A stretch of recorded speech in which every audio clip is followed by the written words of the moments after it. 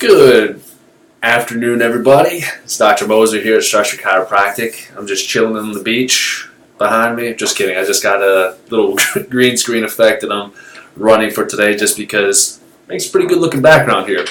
So my caption is, are you currently masking a problem? So what do I mean by that? And some of you may know where I'm leading to, but anytime we have an issue in our body, what we're trained to do is try to get out of pain or get back to life or get back to our activities of daily living as fast as humanly possible.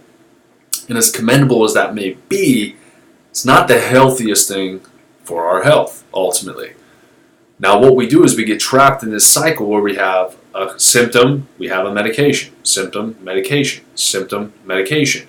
And it may seem innocent at first, but eventually what you're going to find out is that those medications, or those over-the-counter medications even, are giving you more symptomatology than what you may have had in the previous years. And then so one of the most common questions would be, well, I haven't changed my diet, I haven't changed my exercise routine, I haven't changed any of this. Why all of a sudden am I dealing with these symptoms? And so most medical doctors would tell you, well, that probably has to do with your age. But if we take a look and just scroll through Facebook on a daily basis, we can find videos and pictures of women, men who are in their 70s, 80s, 90s who are healthier and look healthier than somebody nowadays in their maybe teens or 20s. So what's actually happening is we've been ingrained in the society to work, work, work. And if we don't work, we are considered to be useless. We are disposable. So say I wake up in the morning and I have a horrible headache. First thing we're trained to do, if we have a horrible headache and we have kids, take something for it, right? Why? Because I have to be able to get my kids on the bus or take care of the kids or make lunches or whatever the case is, and then I have to get to work. Then I have to be stressed out, and I cannot possibly handle going to work with a headache or a migraine and being stressed out. It'll break me. So, as society, again, we're trained to take something, cover up a symptom, and get on with our day. And so that becomes routine. It only takes, some people will tell you different, it could take anywhere from 28 days to 32 days to establish a habit. Some people have a higher addictive personality, I'm one of those people, than others. So if we have an addictive personality, we're going to establish those habits very quickly. And that one thing, that one day that I took this Advil or ibuprofen to get my day going, it turns into a routine. It turns into my daily routine where I do it every single day. And then all of a sudden I start dealing with digestive issues. I start dealing with irritable bowel issues. That medication, maybe 200 milligrams worked before, then I push up to 800 milligrams. Why do these types of things happen? Well, when you take a medication, they absolutely work. They absolutely force your body into doing something no matter what the cost.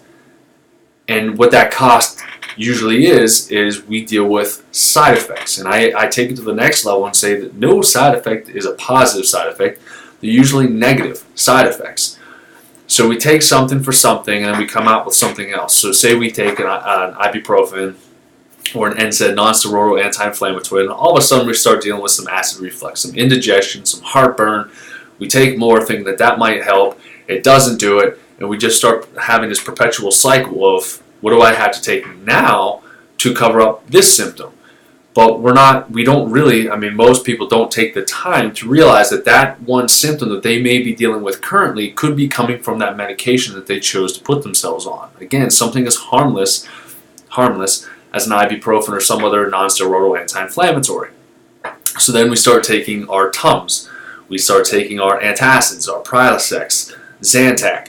So we, again, decreased our stomach acid. Now we're going to throw one of those in, and it's going to continue to suppress it.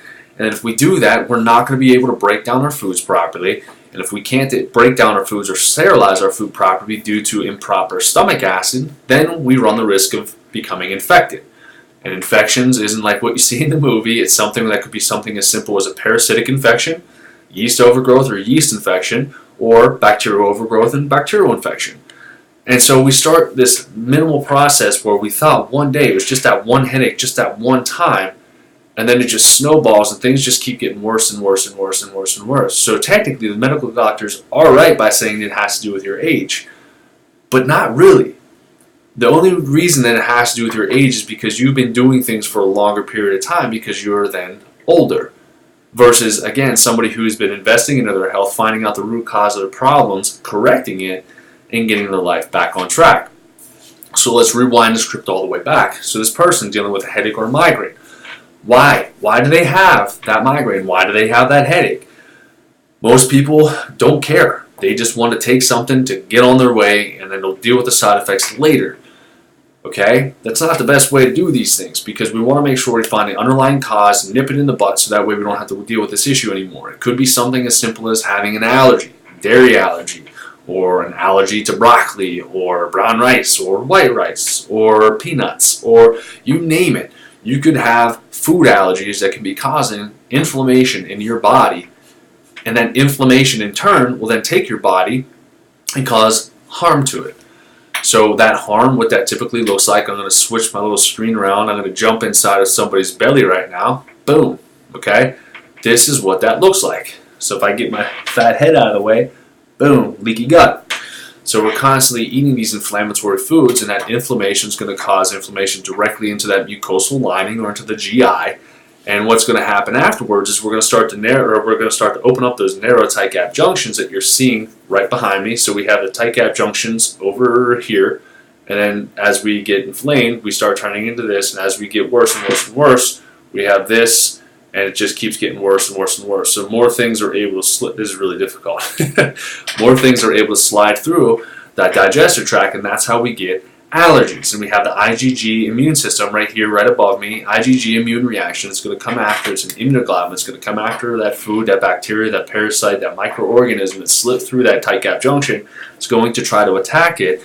Still going to cause localized inflammation, but if we don't fix that underlying cause, we're going to continue with this process time and time and time again. So when somebody says, well, I don't believe in food allergies, and I say, well, I don't believe in you existing, because it is just as clear as day that you can and will have food allergies, and I'm a prime candidate of that. Currently I have 24 food allergies. I'm going to be getting retested because I want to make sure I stay on top of what foods are causing me harm. And it's not we're not testing for your McDonald's hamburgers down the street. We're testing for good, wholesome foods. Avocado, okay, your bananas, broccoli, hemp seeds, chia seeds, those types of things. We need to know if we're trying to eat that healthy lifestyle, we need to make sure that if we're eating something that we think is good for us, that it actually is good for us. Because if it's not, it's going to be doing more harm than good, and we don't want that to happen. So this whole issue is coming back to dealing with something as simple as having a headache. We learn to band-aid it from a very young age, so that way we can either be quiet and stop annoying our parents, and we were in school and we can't focus on taking tests if we have a headache, so just take a little Advil here, a little ibuprofen there, and then it just keeps snowballing time and time and time and time and time again until you're 30, 40, 50, 60 years old, and you're wondering what the heck happened to your body that all of a sudden you have all these symptoms that you never dealt with before in your life. And so if you come into the office and you're like, Doc, I have horrible headaches, I've got horrible migraines, one of my first questions is going to be, have you ever had your food allergies tested? It might seem like it's completely outside the box to think that way, but we need to start thinking outside the box, because clearly thinking inside the box is not getting people healthy and well, which is why our health in the United States is just keeping going down and down and down. We're not addressing that underlying cause. So start thinking outside the box and figuring out what those triggers may be that could be causing that inflammation to the brain, that inflammation to the body. And if we can start eliminating those and start healing the gut properly, then your body can heal, function, and operate the way that God designed us to. And if you don't believe it, well, then again, I don't believe that you exist, because there's something wrong with your medulla oblongata, because it's basic science and it's very easy to be able to work with that. I have a question here. So Ashley Downing says, is there a way to cure the allergies so you can go back to enjoying those healthy foods, or are you essentially having to quit them for the rest of your entire life? So great question, Ashley. So there's really only one instance where I'd say you might want to avoid something for the rest of your life, and that's if you have an IgE reaction, which is an think emergency or anaphylactic reaction. The most common ways that we think of that is when somebody has a peanut allergy. They eat a peanut and they blow up, and they have to have an EpiPen to bring them back to life. those ones you may want to err on the side of caution putting them back in. I did have a patient who did have an anaphylactic allergy to almond and milk, and when we retested him in 9 months, he did not have those allergies anymore. However, I still strongly recommended for him to just err on the side of caution with that, because those aren't ones that you want to mess around with.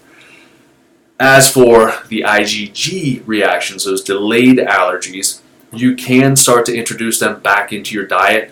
What we do is we usually have a program where you can heal the gut to stop the inflammation, heal that thing up there, seal these tight gap junctions that you're seeing right here, which stops your body from throwing foods back down into the bloodstream there and causing more inflammation. So our usual recommendations is we test once a year to re-up and figure out if we have any food allergies. It's not necessarily am I doing better or worse. It's just what is now considered an insult to the body, so that way I can make sure I avoid it. Because when we originally do tests, and actually I don't know if you've had your food allergy tested before, but we'll have patients, I even had to double check on one. One of our patients had over 50 food allergies on their test, and the lab actually contacted us and wanted to see what the heck was going on with the patient. But with that way that those come through, even if you have 6, some people think that it's the absolute end of the world and they're never going to be able to eat something. So say you're allergic to coconut oil, which in my opinion, if I was allergic to coconut oil, I might cry a little bit. But if you have an allergy to coconut oil, brown rice, or rice in general, black pepper, you're going to look at these allergies and you're like, what the heck could I possibly eat?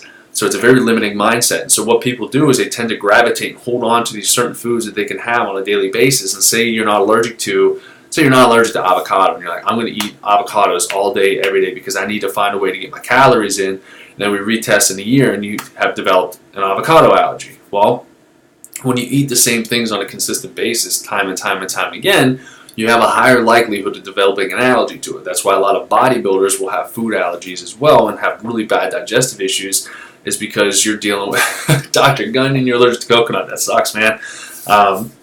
Stay away from our CBD oil then too, because it has coconut in it. But anyway, so what that would mean is, yes, you could potentially put those foods back into your diet. If you had 25 food allergies, you retest and say we got rid of 10 of your 25, slowly implement those 10 back in and see how you feel, how you're doing after you do so. Okay, because you are prone to it. You've had an allergy to it before in the past. We want to make sure we slowly implement it in, so that way we don't redevelop an allergy to the same food that you just got back. And your body will tell you if you eat something that you are allergic to, especially if you've eliminated it. I usually tell people to wait 2 weeks, and then if they don't believe that food allergies are real, after 2 weeks I tell them to go ahead and try to have one of their food allergies, and they feel horrible afterwards, because that's one of the knocks that we typically get. Is they'll say, hey doc, I've never had any symptoms or anything happen whenever I eat these foods, so I don't think that these are really accurate. And I say, just humor me for a minute, avoid them for 2 weeks, and then try your favorite food back and see how you feel.